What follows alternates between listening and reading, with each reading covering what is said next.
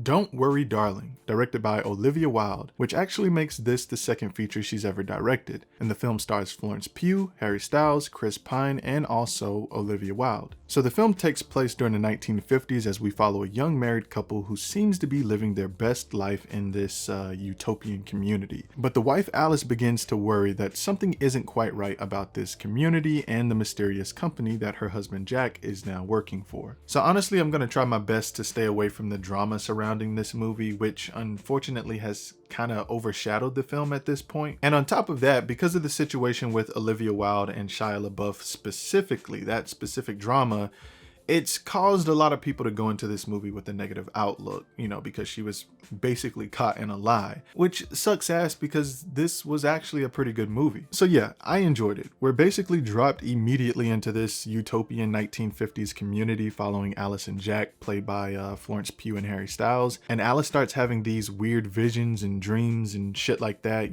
just feeling like things aren't right. And from there, we just watch things slowly unfold. I actually had a lot of fun with trying to figure out the psychological mystery of the twist of this film. And you can't really help but think about similar films like The Stepford Wives, or even something along the lines of like a Alice in Wonderland, or even Vivarium. I mean, I had some wild ideas about how this movie could play out, and although the twist wasn't the best payoff, it was pretty decent. I think I just wanted a reveal that was just more impactful. But as far as performances go, Florence Pugh is always really good. Harry Styles also had a respectable performance as well, and I think this is like his second film, if I'm not mistaken. But if I'm being honest, there's a part of me that will just be forever curious to know what Shia LaBeouf and Florence Pugh's relationship could have looked like in this movie, because I'm a fan of Shia and I would have loved to see that, but unfortunately things just didn't work out that way. And also, before I forget about Chris Pine, he was great in the movie as well. He plays the role of Frank, who's actually the main guy in charge of this mysterious company that all the husbands work for. And he had a good, quiet,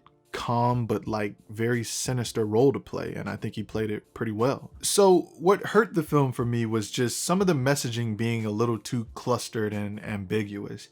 And I kind of touched on this a little bit already in my straight out of theater reaction, if you guys have seen that. But there were just moments throughout the film that didn't really feel fully fleshed out. And in those moments, as a viewer, it felt like we just were supposed to draw our own conclusions and then just go with the flow afterwards. And I really wasn't the biggest fan of that. But I'm giving Don't Worry Darling a 7.5 out of 10. Hell, it might even be an 8 honestly, but I'm personally more comfortable with giving it a 7.5.